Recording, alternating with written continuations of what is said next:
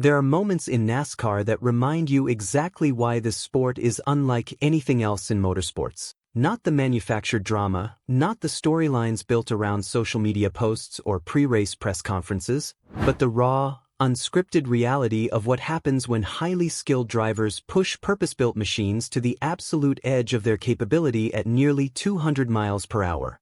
Those are the moments that separate stock car racing from everything else. And what unfolded late in the NASCAR Cup Series race at Michigan International Speedway was one of those moments. It happened quickly, the way these things always do. One moment there was a tight, competitive battle developing near the front of the field, the kind of racing that gets your attention and keeps it. And then, in the span of just a few heartbeats, everything changed. Two of the sport's most recognizable names were suddenly involved in a violent crash that sent shockwaves through the garage, through the grandstands, and across the NASCAR fan base.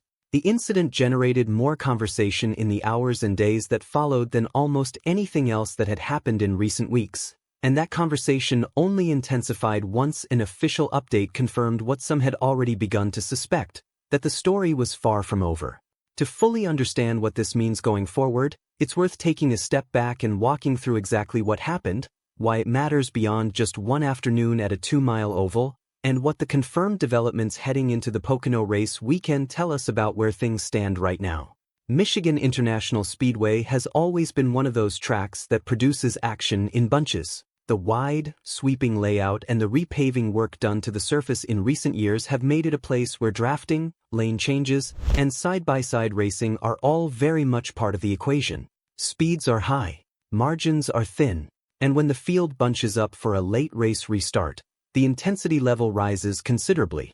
That's exactly the environment that existed on lap 148 during the final stage of the race. Christopher Bell, driving the number 20 Toyota for Joe Gibbs Racing, and Chase Elliott, behind the wheel of the Hendrick Motorsports Chevrolet, were locked in a side-by-side battle for second position. This is the kind of racing that defines careers and shapes seasons. Both drivers knew the stakes. Both were committed to every inch of racetrack. What happened next unfolded in a fraction of a second. Elliott's car got loose, a slight but critical loss of rear grip that sent his machine bobbling at exactly the wrong moment. In an instant, his car was forced up the racetrack, making contact with Bell's Toyota. From there, physics took over completely. Both cars were launched into the outside wall at a speed that left no doubt about the severity of what was happening. The impact was violent by any measure. Both cars absorbed enormous forces as they made contact with the outside barrier, and the visual of the crash was enough to silence even the loudest corners of the grandstands. But it was what came next that really elevated the anxiety level for everyone watching.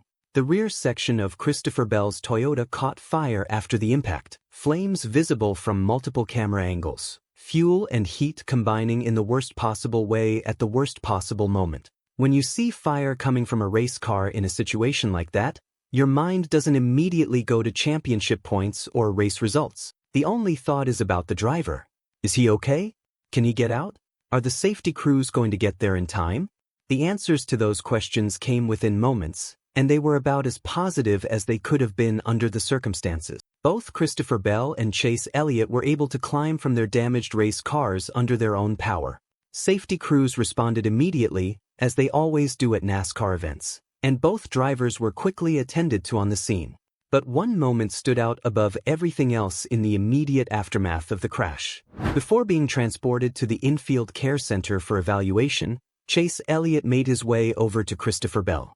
The two drivers embraced. It was brief, it was genuine, and it said more than any post-race interview ever could.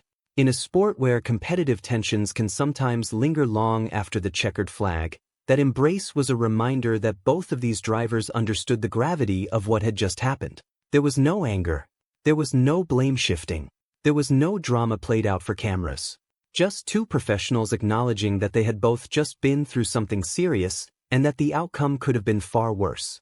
Christopher Bell was transported to the infield care center, where he remained for close to an hour as medical personnel conducted a thorough evaluation. When he was eventually released, Bell declined to speak with media. That's not unusual for a driver who has just been through a significant crash, but the extended time in the care center and the decision to avoid interviews understandably raised questions among fans and media members about how Bell was genuinely feeling in the hours after the incident. In the days that followed the Michigan race, those questions got an answer, and it was the kind of answer that immediately changed the conversation heading into the next race weekend. Christopher Bell will not be in the number 20 Toyota at Pocono Raceway. The decision was made to hold Bell out of competition while additional medical evaluations are completed on injuries to his wrist and ankle sustained in the Michigan crash. This is significant for a number of reasons, and it would be a mistake to treat it as a routine procedural announcement. When a driver of Bell's caliber, one of the most consistently strong performers in the Cup Series, is held out of a race weekend, it immediately raises the stakes of every question surrounding his health, his recovery timeline, and his team's preparation for what comes next. Joe Gibbs Racing is not an organization that makes these kinds of decisions lightly. This is a team that operates with championship expectations every single season. Missing a race is not something any competitor at that level treats casually. The fact that they made this call tells you something about how seriously they are taking these evaluations. Wrist and ankle injuries in the context of a 200-mile-per-hour wall impact need to be understood with proper perspective. These are not minor inconveniences. The human body experiences enormous forces in crashes like the one at Michigan, and even when a driver walks away in the immediate aftermath, the full picture of what happened physiologically isn't always clear right away. Adrenaline has a way of masking pain and discomfort in the short term. Swelling, inflammation, and structural concerns often become more apparent in the 24 to 48 hours following an incident rather than immediately after. Getting those evaluations completed properly, without rushing a return to competition, is exactly the right approach, both for Bell's long-term health and for the team's long-term interests. A driver who comes back before he's ready risks compounding an injury, losing confidence behind the wheel, or simply not being able to perform at the level that Joe Gibbs Racing needs from its number 20 entry. With Bell stepping aside for Pocono, a replacement driver needed to be identified. And the name that has been confirmed for the number 20 seat is Leland Honeycutt Jr. For a significant portion of the NASCAR fan base, that name may not immediately register. Honeycutt is a young driver still very much in the developmental phase of his career, and his exposure at the Cup Series level has been limited. But the background on this 21-year-old driver from Phoenix, Arizona tells an interesting story about someone who has been doing the work and building his credentials at the grassroots levels of NASCAR competition.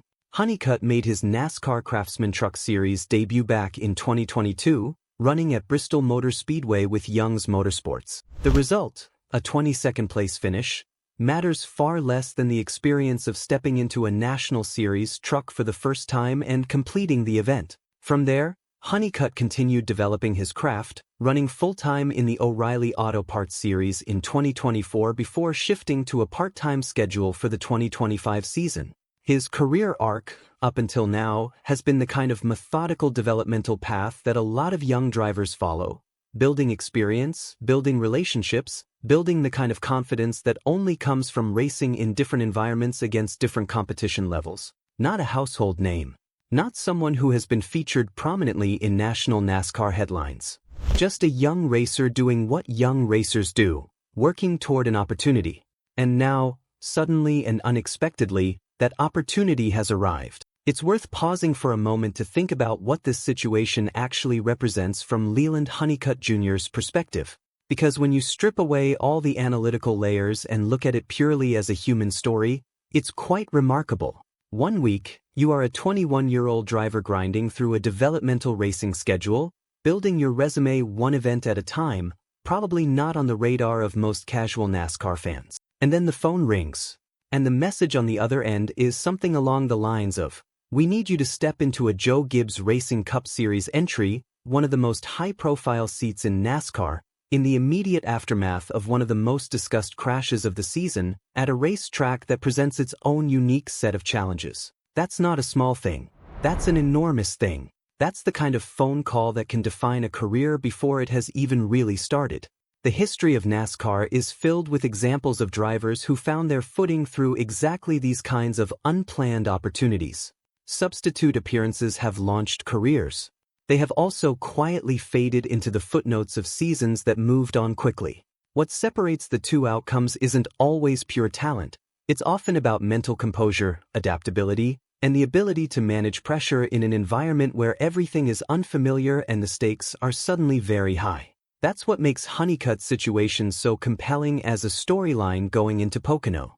Nobody is going to judge him against Bell's typical performance standards. That wouldn't be fair or reasonable. But fans and industry observers will be watching closely to see how a young driver handles the unique challenge of stepping into the spotlight this way. Does he look comfortable? Does he communicate effectively with the crew and team? Does he manage the race intelligently and stay out of trouble? Does he show flashes of the kind of speed and racercraft that might make someone in a decision-making role take notice? Those are the questions that matter most when evaluating a substitute appearance. Not the finishing position on the scoring sheet, but the overall picture of how a driver presents himself when the moment is bigger than anything he has faced before. Step back from the individual storylines for a moment and consider what Bell's absence means in the broader context of the 2025 Cup Series season.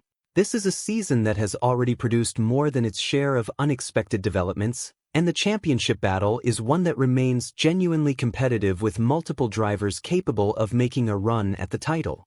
Bell has been among the most consistent performers in the Cup Series. His combination of raw speed, racercraft, and the resources that come with being a Joe Gibbs racing driver have made him a perennial contender worth taking seriously at every race weekend. Missing time, even a single event, introduces complications that teams have to manage carefully. There's the points equation, obviously. In a tight championship battle where the margins can be razor-thin, a missed race weekend creates a deficit that needs to be addressed. But beyond the raw numbers, there are less obvious concerns as well. Momentum and rhythm are real things in NASCAR. Drivers build confidence through consecutive competitive outings. The flow of communication and collaboration between a driver and his team develops through repetition. Breaking that rhythm unexpectedly, even temporarily, requires a certain kind of reset upon returning. The most important thing for Joe Gibbs Racing right now is not the Pocono race result. It's making sure that when Christopher Bell does return to competition, he is physically sound, mentally sharp, and fully prepared to pick up where he left off before the Michigan incident. A premature return that results in further injury, or a performance that reflects physical limitations, would do far more damage to Bell's championship hopes than a single missed race weekend. That's a position that the team clearly understands, based on the decision they've made.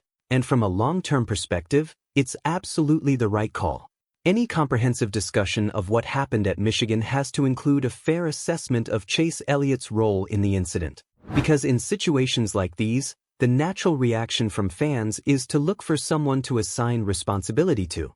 Looking at the crash from a racing perspective, what happened appears to be exactly what it looked like in real time, a racing incident at high speed during a competitive late race restart. Elliott's car got loose at the worst possible moment. His machine pushed up the racetrack, contact was made with Bell's Toyota, and both cars hit the wall. There was no deliberate action. There was no aggressive move designed to wreck an opponent. There was a driver pushing the absolute limit of what his car could do in a high-stakes moment, and the grip gave way at exactly the wrong time. Racing incidents of this nature are an inherent part of what NASCAR is. When you put highly motivated professionals into machines capable of nearly 200 miles per hour and ask them to race each other in close quarters, these outcomes are occasionally going to happen. The track doesn't always provide enough room. Physics doesn't always cooperate. And tiny errors at those speeds produce consequences that look dramatic because they genuinely are dramatic. Elliott's post-crash behavior, walking over to check on Bell, the shared embrace between the two drivers, reflects the kind of sportsmanship that the sport's most respected competitors have always demonstrated. There was accountability in that moment without words needing to be spoken. Elliott knew what had happened. Bell knew what had happened. And both of them handled it the right way. This story doesn't need manufactured controversy or speculation about bad blood to be compelling.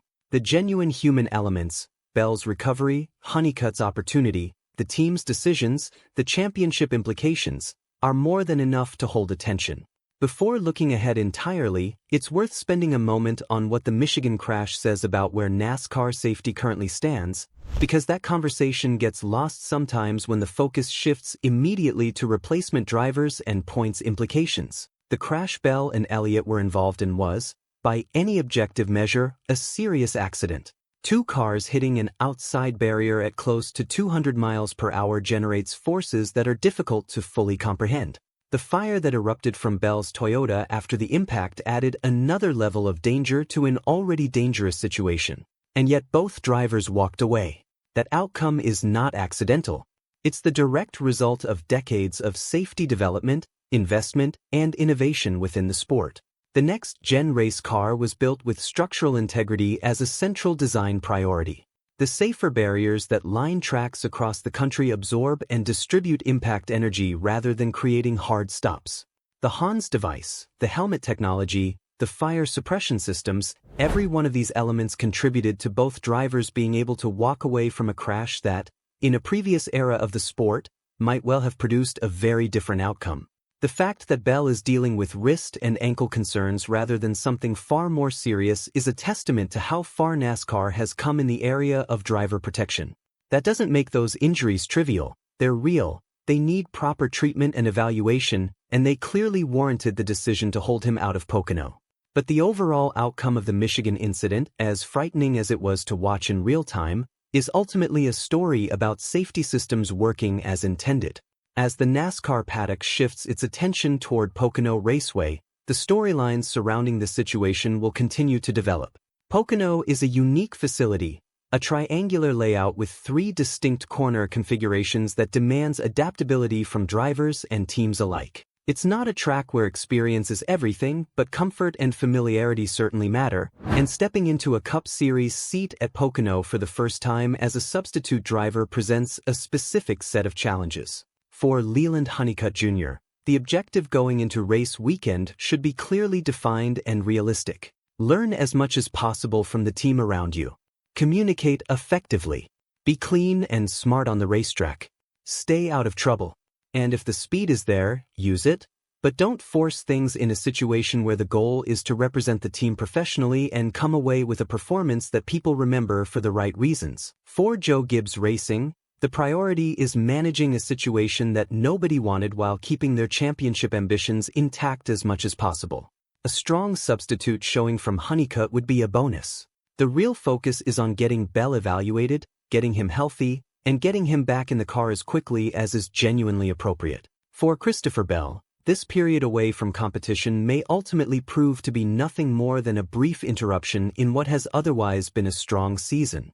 But the decisions made over the next several days regarding his recovery and his timeline for returning to competition will matter enormously. Rushing back before the body is fully ready rarely ends well. Taking the time necessary to heal properly, while frustrating in the short term, tends to produce better outcomes across the full arc of a season. The questions that remain are the ones that will drive conversation in the days ahead. How significant are the wrist and ankle injuries? Is Pocono the only race Bell misses, or could this extend further? How does Honeycutt perform in what amounts to the biggest opportunity of his young career? And what does the championship picture look like once Bell returns to competition? What happened at Michigan International Speedway on that late race restart on lap 148 was a reminder of several things simultaneously: the danger that exists at the heart of every NASCAR race weekend, the safety infrastructure that now exists to manage that danger, the unpredictability that makes this sport endlessly compelling, and the human element that gives every storyline its emotional weight. Christopher Bell is a driver who has earned the respect of competitors and fans through consistent excellence and genuine competitiveness. His health comes before anything else, and the decision to hold him out of Pocono while evaluations continue is one that prioritizes the long-term view over short-term results. That's how it should be. Leland Honeycutt Jr. is about to find out something important about himself as a racer.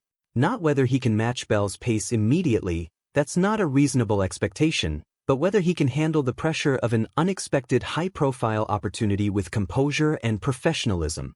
The NASCAR garage is always watching. Moments like these create impressions that last. And Chase Elliott, who would absolutely prefer this entire situation had unfolded differently, demonstrated the character that has always made him one of the most respected competitors in the sport. Racing incidents happen. How you respond to them defines you as much as anything else. The season continues. The championship battle continues. And somewhere in the middle of all of it, a young driver from Phoenix, Arizona is preparing for the kind of race weekend he will almost certainly remember for the rest of his life, regardless of how the results read on Sunday afternoon. That's NASCAR. And that's exactly why none of us can stop watching.